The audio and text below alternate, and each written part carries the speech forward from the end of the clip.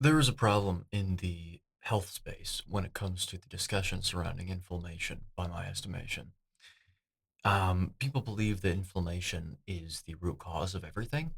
And at one point, I believed that, and you may have believed that as well. You might still believe that. So this isn't a denigration of anyone that believes that. However, there is a problem with saying that. And the problem is this. Inflammation, at the end of the day, is a pre-programmed response that occurs in the body when it has perceived damage to tissues, perceived, if we're going to anthropomorphize the body, when it encounters or experiences damage to tissues or a potential invading pathogen. It's important to recognize that is literally that those are the only times that inflammation will be initiated. And so what that means is that if you have inflammation, it's not really the cause, or at the very least, the root cause of anything. It's not. This, there's something that is typically damaging your tissues. What can happen is you damage your tissues in a myriad of ways. Let me just say that first. The most salient factor, the most significant factor in today's day and age is a diet that deviates too starkly from what is indicated, what is most adapted to genotypically in our genetics, so to speak, as a member of our species, as a species as a whole. Because food has the most intimate influence over our genes. I mean, why wouldn't it? You're actually putting things inside your body in a large quantity. It's the only time that you really do that. So it has direct influences over your gene expression. And so, of course, that's what's going to happen. If you eat the wrong things, then inflammation.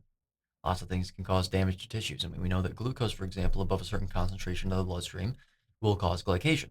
Now, there is a difference between glycation and glycosylation, but glycation is non-enzymatic binding. It's binding of glucose to other molecules in your body that the body doesn't specifically catalyze. It doesn't do it on purpose. It doesn't perform the action on purpose.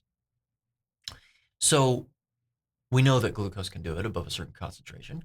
We know that fiber, for example, is highly associated with increased mucus secretion.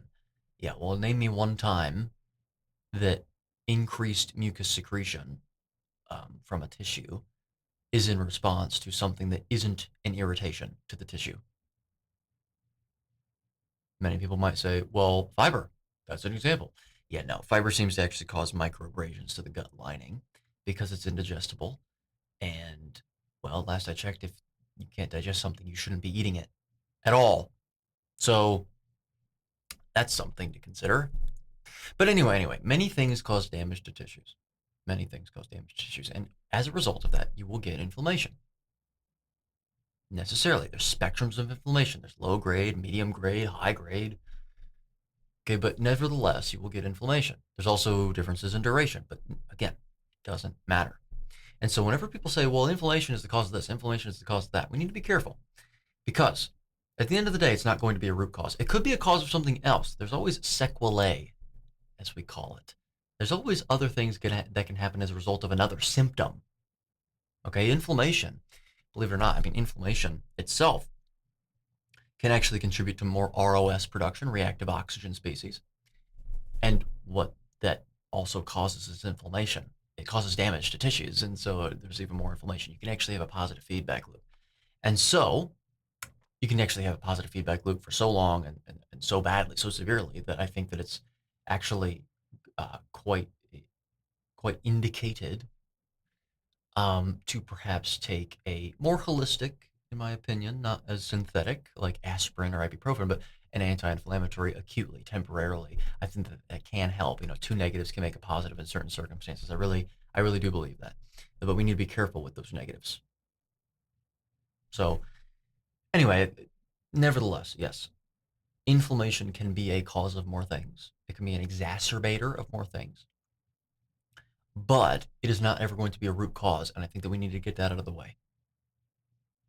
Inflammation itself, being inflamed, is not the cause, the ultimate root cause of everything. It's always the common denominator with all disease because disease involves pathology, which involves a potential invading pathogen or an actual invading pathogen and or damage to tissues. Going back to the glucose example, glycation. Glycation damages your tissues because it actually chemically binds to proteins covalently. and deranges them. But as a result of the derangement, you're getting damage to tissues from the derangement, but also the body will now, when encountering that deranged protein, launch inflammation because of a perceived invading pathogen, because now the protein is foreign. You actually have both at the same time happen. So that's also something to consider. But anyway, I wanted to go on a little short, um, uh, I wouldn't really say rant, but it's been bugging me, this whole thing. And it's been bugging me for a long time, actually. You know, oh, the root cause of heart disease, it's inflammation. If you're going to say that informally, okay. But I mean, just technically speaking, it's not. The inflammation is there because there's damage to the arteries. Damage to the arteries is what causes inflammation. Or, well, yes, causes inflammation. And then subsequently plaque buildup if that damage doesn't surcease.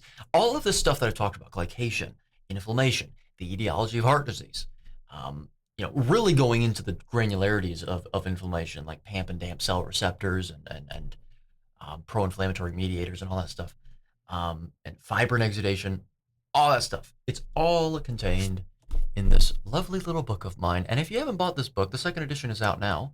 Link in the description below for paperback, hardcover, ebook, and self-narrated audiobook edition. I highly recommend, for your sake, buying this book. A closer look and revision of mainstream health axioms that have perpetuated illness, disorder, and disease for over a century. Um, because it goes into far further detail than I typically go in my videos. So no, I highly recommend it if you want to learn more. But this does pretty much still sum it up, even if you don't do that. In terms of my problems with this whole inflammation thing. Inflammation isn't the root cause of anything. Inflammation, it's damage to tissues that's the root cause. It's a deviation away, too starkly away, from what our genes most evolved to genotypically withstand, according to the Darwinian principles of evolution and the subsequent principles of indication. Hence why my book is called Contrainidicated. So, anyway, with that being said, just a little short tirade here. If you enjoyed the video, leave a like, subscribe as well. If you haven't subscribed to me yet, I'm not sure what you're doing. I'm watching you. You, yes. Leave your thoughts in the comment section below as well. Buy the book, Contrainidicated. Subscribe to the Patreon if you haven't already to gain access to 1 week early uploads, ad-free content, uncensored content, loads of antiquated videos, old videos that I made before I was ever a public figure, loads of Patreon exclusive uploads from whenever I was doing that once a week, Patreon exclusive upload, and also an exclusive Discord server if you're interested in that. So yeah, I mean, I'll just leave it there. But with that being said, join me next time when we're either monologuing about something, covering some more articles, covering statistics and biochemistry, fundamental biochemistry, reacting to morons online that think they understand nutrition and think they have any authority to speak on the topic with any accuracy, et cetera, et cetera. So, till then.